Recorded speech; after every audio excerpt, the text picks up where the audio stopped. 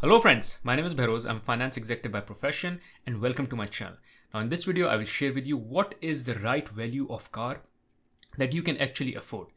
We may have likeness for different kind of cars and they may range from one value to another. However, there are certain realities with regards to our income and our finances. So in this video, I will talk about what is the value of the car that you can afford and how do you go about paying for that car.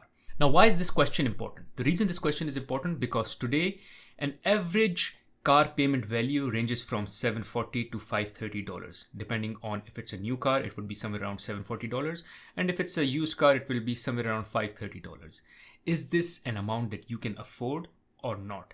Out of your total expenses that you are incurring, starting from your rent, your groceries, your shopping, your entertainment, can you afford to pay $740 or $530 or whatever that amount is? Similarly, if your dream car is, let's say, $50,000 worth of value, is that a car that you can buy today very easily? Or do you need to wait and save more money or increase your income in order to be able to buy that car? I will be talking all about this. Now, I have been through this mistake where 10 years ago, I bought a car which I could not afford. The only reason I bought the car was out of social pressure. Now, the question might be, if I couldn't afford the car, how was I able to pay for the car? Well, here comes the magic of leasing, financing. Through leasing and financing, I was able to purchase a car which was out of my reach in terms of the value of the car itself. And even the expense that I was paying on monthly basis was excessive, only for me to realize after 6 months that the amount of money that I'm paying on monthly basis for this car is excessive. And because of this payment that I'm doing on monthly basis, I'm not able to afford other things which were far more priority for me as against just owning this car. And hence, I realized my mistake, and within 6 months, I was able to sell off the car and get rid of those payments altogether. Given I've had this mistake before, I was always looking for a way to know what is the right value of the car that I can buy. And hence, once I figured it out, I decided that I will also be making a video on it. And here is this video. Now, one call out before we move forward. In case you find any value from this video, I have to ask for you. One, smash the like button. It comes for free. You won't have to pay anything. And second, subscribe to the channel so you get notified as soon as I put a new content on this channel. Liking and subscribing will go a long way in helping me improve the quality and the quantity of the content that I post on this channel. On this channel, I post content pertaining to career and financial success. So how you can go about achieving career and how you can go about achieving financial freedom and financial success. If these are the topics that are of interest to you, then please make sure that you support my channel. Now, why am I talking about cars to begin with? The reason is that one of the biggest financial mistakes that people end up making, or something that really ruins people's finances, is a purchase of a car. And the maximum regret that happens of a buyer, which is a buyer regret, is because of car purchase. So every time you purchase a car which is more than you can afford, there is always a regret that follows. Now, why is it so that it is such a big mistake and regret follows? Is because one, there is some emotions involved in the decision, and second, the value of the investment is very high as well. Probably after getting done with the purchase of your house, the second most important need that you might be feeling is of a car.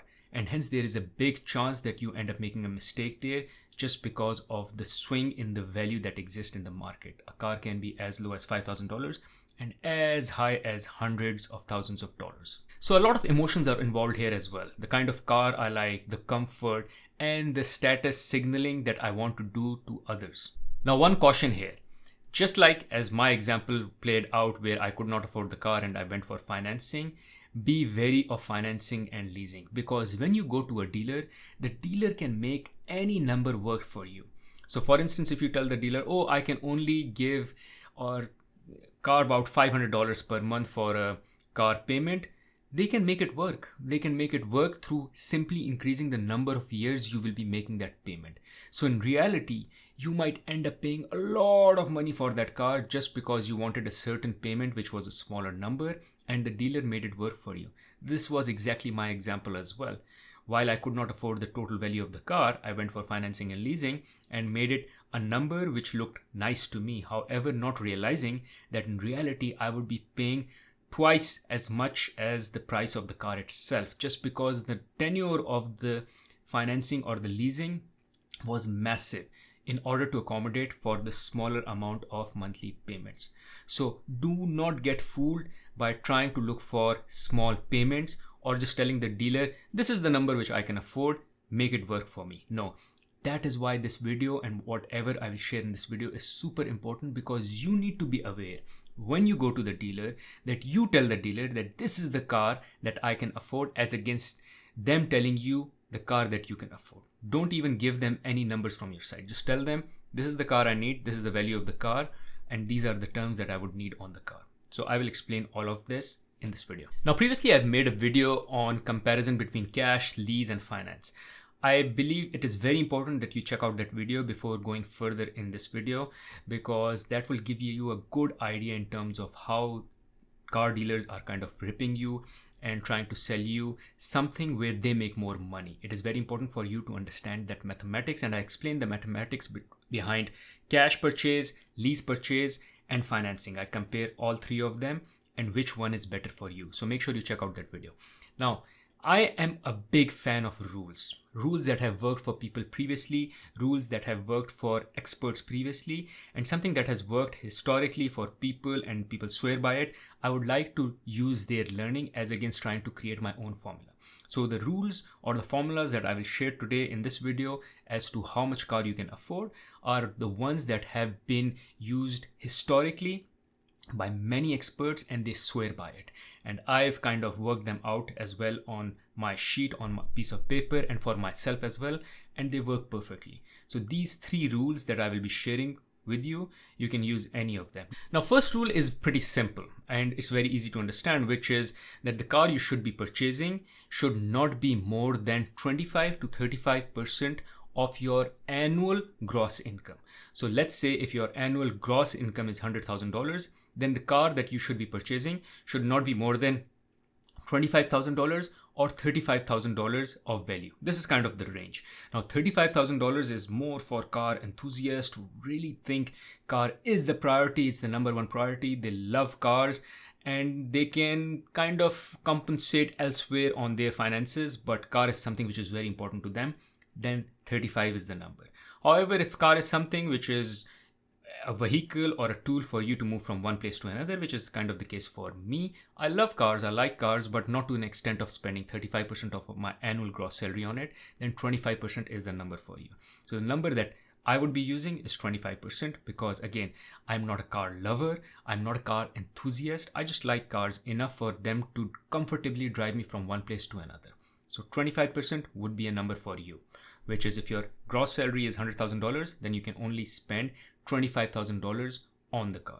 Now, the second rule is very sophisticated and it is one of the most famous and widely used rule, which is 24-10. Now, this rule is primarily more so when you are making a cash purchase, because the value of the car should be between 25 to 35% and you just make a cash purchase. However, if you are making a purchase where there is financing and lease involved, then this rule that I'm about to share with you is more widely used, which is a 24-10 rule. That means that you should at any given point in time be putting down as down payment 20% of the car value. So if the car value is $25,000, then you should be putting down $5,000 as down payment. Now, the reason it is important is, one, it reduces the amount of money that you need to borrow. Second, because you will be borrowing less money, because now you are not borrowing $25,000, which is the value of the car. Instead, you're only borrowing $20,000. The interest payments would be smaller as well. You don't have to pay high interest payments, and hence your monthly payments that you would be doing would also be smaller, because there is smaller amount of principal that you need to pay, which is $20,000, and the interest on $20,000 will be lower in dollar terms versus the interest that you would be paying on $25,000. Thirdly, it avoids you being under the water, especially when you are buying a new car, because a new car loses its value, around 20% of its value on day one. As you drive it out of the garage, around 15 to 20% of the value is lost there and then. And over 3 years, it loses around 30% of its value. So that means if you purchase a car and you've paid 20% down payment, and after 6 months you realize you cannot afford the payments anymore and you want to sell the car, well, you can still sell the car and or give away the car altogether, because it would have depreciated 20%, which is around $5,000, and that is the amount that you've already paid as down. So all you owe on the car is $20,000, which is actually the value of the car after a few months of its purchase. So you can simply give away the car. However, if you had borrowed the entire $25,000 for a car, and now if you go back after a couple of months and you want to give away the car has lost 20% of its value. So the value of the car is $20,000, but you owe $25,000 on that car. So after you sell the car, you only get $20,000. And in order for you to settle the loan, you have to pay another $5,000 from your pocket there and then. That is what is meant by being under the water, which is the value of the car is lower than the loan or the money you owe on the car. And hence, if you've already paid 20%, which is $5,000 of the car value, in that case, you will never be under the water on the car. And lastly, it is more responsible to buy the car with as much cash as possible, and 20% is the least number. You should go higher than that, but at least it should be 20%. Now let's talk about the number 4 in the formula, which is 24-10. Number 4 is the tenure. You should not have a tenure which is more than 4 years. What this does is, one, it helps you pay for the borrowed money that you borrowed against the car relatively quickly. When you pay the money quickly, you pay less interest on that money. Secondly, it allows for freeing up of cash, which you are committing on every month for that particular car. So you only have to do it for 4 years, and after 4 years, you completely own the car because your term was only 4 years. If you extend the term out or more than 4 years, then you would be paying those payments beyond 4 years, and hence you would be tying yourself up, or you will be tying up that particular cash, which can be used elsewhere for better use. Last number in the formula is 10, 24-10. 10 means that your expenses for the car on monthly basis or annual basis should not be more than 10% of your monthly or annual income. Now, this does not only include the interest and the principal payment, which is the monthly payments you are making against the borrowed money, but also cost of repair and maintenance, and cost of fuel and cost of insurance. So everything that is related to the car should not be more than 10% of your income. The idea here is to make sure that you create room for other parts of your life as well. Like there is rental, there are groceries, there are shopping, there is education, there is eat out, everything else. So if your car expenses take more than 10% of your total income, then you will have to compromise majorly elsewhere. Now, the last rule that I want to talk about is my favorite rule, which is the delayed gratification rule. The idea here is always buy the car on cash. Again, I would kind of mix and match this rule with the first rule, which is if you have cash to buy, the value of the car should not still be more than 25% of the income that you have for that particular year, the gross income. However, irrespective of that, it should always be a cash purchase. Now, I know you would be saying, I like this car, which is worth $25,000, and I cannot afford that car, and hence I need to go for financing and lease. Here is my solution to that, which is to work with delayed gratification. Now let's talk some numbers as well, so you can get an idea of what I mean by delayed gratification and what kind of gratification stands at the end of that delay. So here are some numbers. Let's say the car purchase is $25,000. Now in any case, in the 24-10 formula, you were putting $5,000, which is the 20% of the car value, as down payment, which means that you would only be borrowing $20,000. If you borrow $20,000 at 5.75% interest rate, which is kind of the interest rate which is available these days in the market. So in total, you would be paying $2,875 on top of the $20,000. So you have to return the $20,000 loan or the money that you borrowed, but on top, the interest payment over 4 years for that money that you borrowed at 5.75% rate is $2,875. So the total value of the car would end up being $22,875, which on monthly basis for 4 years would end up becoming $477. So essentially you've paid $5,000 as down payment, and then you pay $477 every month for 4 years in order to completely purchase the car. Now here's my suggestion with how you go about delaying your gratification, which is you buy a beaten up car for $5,000, which is the amount of money you were ready to pay in cash as down payment. So you have that money, $5,000, and you buy a beaten up car. You don't buy the $25,000 car on finance and lease. By doing so, you're able to save paying $477 that you would have paid for the $25,000 car in case you were financing it. So you save that $477 for all those 4 years. And now if you are saving this money, but you don't just save this money, but you also invest this money in the stock market and let's say earn 10% return on it based on the historical performance of S&P 500. So by end of 4 years, you will have $29,000. Now let's say you have this car which you bought 4 years ago for $5,000 and the value of the car today is $1,000. So you sell the car for $1,000. You have $29,000 which you generated just because you were saving that $477 and also invested it in the stock market.